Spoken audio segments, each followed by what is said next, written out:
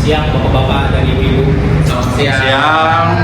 Terima kasih atas kehadiran Bapak dan Ibu untuk membahas meeting kita hari ini. Bapak-Bapak Ibu tentu sudah dapat emailnya ya? Sudah Pak. Siap. Sudah di forward Pak. Baik. Kita dapat respon dari pelanggan kita berupa komplainan tentang produk kita dan keterlambatan pengiriman barang. Ini adalah masalah yang serius buat perusahaan kita ya. Kita jangan anggap ini sebagai kesalahan yang kecil. Ini buat kita yang sangat vital karena ini menyangkut pelanggan kita. Oleh sebab itu, saya mengumpulkan Bapak-Bapak Ibu sini. Kita harus membahas untuk bagaimana kita mengatasi ini semua. Dengan manajer produksi, Ibu Irfa, manajer pemasaran, Ibu Febria, Bayu Prasetyo sebagai engineering project manager ya Pak ya? Siap Pak. Saya Bapak Saripudin, manajer warehouse. Saya berharap dari Bapak-Bapak dan Ibu ini bisa memberikan pendapatnya untuk perusahaan kita lebih baik lagi. Oke? Oke Pak. Bisa dimulai dari Bapak Ibu? Siap? Oke. Terima kasih Pak Anderson. Saya ingin memulai dengan membahas proses produksi kita. Saya percaya bahwa ada beberapa area di mana kita bisa meningkatkan efisiensi. Dalam hal ini, saya menyoroti pentingnya melakukan audit terhadap unit produksi. Audit ini bertujuan untuk mengidentifikasi bottleneck yang mungkin menyebabkan keterlambatan. Misalnya, jika terdapat mesin yang sering mengalami gangguan, atau jika ada tahapan produksi yang memerlukan waktu lebih lama dari yang seharusnya. Hal ini bisa langsung berpengaruh pada waktu pengiriman produksi kita. Selain itu, pelatihan tambahan untuk karyawan juga bisa menjadi solusi yang sangat efektif. Dengan meningkatkan keterampilan dan pengetahuan karyawan, kita dapat meningkatkan kualitas produksi, tetapi juga menciptakan lingkungan kerja yang lebih produktif. Di sini ada data produksi dari Juni 2025 sampai Mei 2026. Bisa tolong dijelaskan terkait datanya? Jadi untuk kinerja produksi tahun 2025 sampai 2026 itu tergolong baik karena target tahunan berhasil mencapai dan bahkan sedikit melampauinya, meskipun terdapat beberapa bulan yang realisasinya berada di bawah target. Itu mencapai di pencapaian 0,081%. Terima kasih atas penjelasannya Ibu Irfa.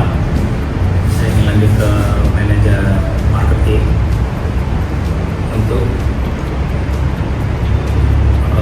menjelaskan kendala yang kita hadapi saat ini. Terima kasih Pak Anderson atas waktunya. Saya setuju dengan yang Bu Irfa sampaikan.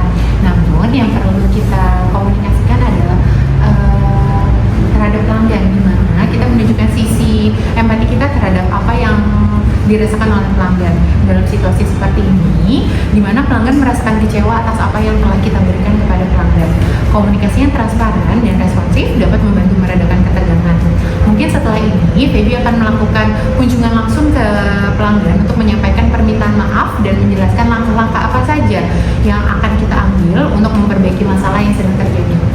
Ini adalah langkah yang mungkin sangat berani dan menunjukkan bahwa perusahaan kita tidak hanya peduli terhadap produk, tetapi juga terhadap pengalaman pelanggan. Kita dapat membangun kembali kepercayaan mereka terhadap produk kita, sehingga akan berpengaruh terhadap branding kita di mata pelanggan. Dalam dunia pemasaran, membangun hubungan yang baik dengan pelanggan adalah aspek yang tidak dapat diabaikan, dan tindakan proaktif seperti ini dapat menjadi kunci untuk mempertahankan loyalitas pelanggan di masa depan.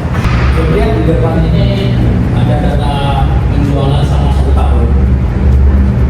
Saya ingin menanyakan kenapa di bulan Maret kita mengalami penurunan? Baik, Bapak izin menjawab. Memang di penurunan di bulan Maret terjadi akibat adanya Hari Raya Idul Fitri, Pak. Dimana itu itu lebih banyak waktu libur. Namun yang bisa kita lihat di bulan April terjadi lonjakan yang cukup signifikan, di mana hari-hari libur yang kita lewatkan di bulan Maret itu kita bagikan di bulan April, Bapak, seperti itu. Oh, seperti itu ya. Ya, saya melihat di bulan April sudah mengalami signifikan sekali ya. Bapak. Oke, terima kasih. Dan selamat. Terima kasih atas keterangannya dari manajer produksi dan manajer marketing. Kita lanjut untuk dari divisi engineering dan project manager oleh Pak Bayu. Baik, terima kasih atas waktunya Pak Anderson. Saya ingin menambahkan bahwa kita perlu mengevaluasi desain produk kita. Dalam konteks ini, inovasi menjadi faktor penting untuk meningkatkan kualitas. Mungkin ada beberapa elemen dalam desain kita yang sudah ketinggalan zaman atau tidak memenuhi kebutuhan pelanggan saat ini.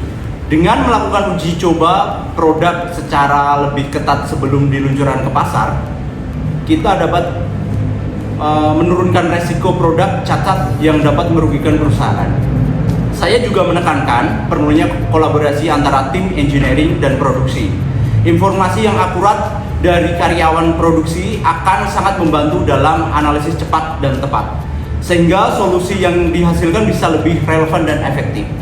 Ini menunjukkan bahwa kolaborasi lintas departemen adalah kunci untuk mencapai hasil yang sangat optimal dalam setiap proyek. Terima kasih. Oke, baik, terima kasih Pak Bayu untuk penjelasannya. Tolong Pak Bayu jelaskan yang engineering setup-nya. Bisa dilihat dari grafik di monitor bahwa tim engineering melakukan setup dalam second setiap hari, dicakup dalam 1 bulan. Itu tidak mengalami perubahan yang sangat drastis atau melebihi target cycle time yang telah ditentukan. Namun di bulan April dan Mei itu ada peningkatan karena mesin produksi mengalami libur di pasca lebaran, sehingga ada sedikit problem di mana mesin itu setupnya agak lama. Jadi untuk di tim engineering sendiri untuk setup itu tidak ada masalah. Terima kasih Pak. Pak Bayu, terima kasih atas penjelasannya. Saya langsung mau menuju Pak Saripudin, manajer warehouse. Oke, baik Pak Anderson, terima kasih banyak Pak izin menanggapi. Ya. Saya merasa kita juga perlu melakukan buffer stok pengiriman 3 kali atau biasanya dengan menghitung forecast per hari. Dalam hal ini strategi pengelolaan stok yang baik sangat penting untuk menjaga ketepatan waktu pengiriman dengan memiliki buffer stok yang memadai. Perusahaan kita dapat lebih fleksibel Pak dalam menghadapi fluktuasi permintaan dan mengurangi resiko keterlambatan. Ini adalah pendekatan yang sangat strategis, terutama dalam industri yang sangat tergantung pada kecepatan dan ketepatan pengiriman. Saya menegaskan bahwa menjaga komitmen untuk memenuhi janji kepada pelanggan adalah salah satu cara terbaik kita untuk membangun kepercayaan jangka panjang, Pak. Demikian dari saya, terima kasih Pak. Terima kasih Pak Saripudin, saya senang sekali dengan penjelasan dari Bapak. Saya ingin menanyakan ini Pak, delivery reportnya, tolong Bapak jelaskan ya Pak ya. Baik Pak Anderson, izin menjelaskan Pak tentang grafik delivery ini.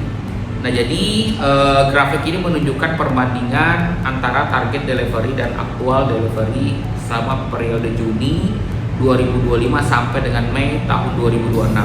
Secara keseluruhan, realisasi pengiriman berhasil mencapai 2.702.200 unit dibandingkan target yang kita canangkan itu 2.700 unit, sehingga terdapat pencapaian positif Pak sebesar 0,8% di atas target. Meskipun pada beberapa bulan seperti Juni, September, dan Maret realisasi masih di bawah target, kinerja pada bulan Juli, Agustus, Oktober, November, Januari, April, dan Mei mampu melampaui target dan menutupi kekurangan tersebut. Sehingga hasil ini menunjukkan bahwa secara tahunan proses delivery berjalan stabil dan berhasil memenuhi target yang ditetapkan. Seperti itu Pak, terima kasih. Oke baik, terima kasih Mas Arifudin, penjelasannya sangat lugas sekali ya. Saya sangat senang dengan laporan dari Bapak. Untuk saya mengucapkan terima kasih atas masukan yang sangat berharga yang Bapak Ibu sampaikan. Saya ingin semuanya berkomitmen atas apa yang Bapak dan Ibu sampaikan tadi, sehingga perusahaan kita tetap ada visi dan misi di awal. Sebagai kesimpulannya, kalau perusahaan departemen komunikasi yang efektif dengan pelanggan serta inovasi dalam produk dan proses adalah langkah-langkah penting yang harus diambil untuk memperbaiki situasi yang dihadapi oleh perusahaan kita ini. Baik, terima kasih Bapak dan Ibu. Di hari ini saya akhiri. Terima kasih atas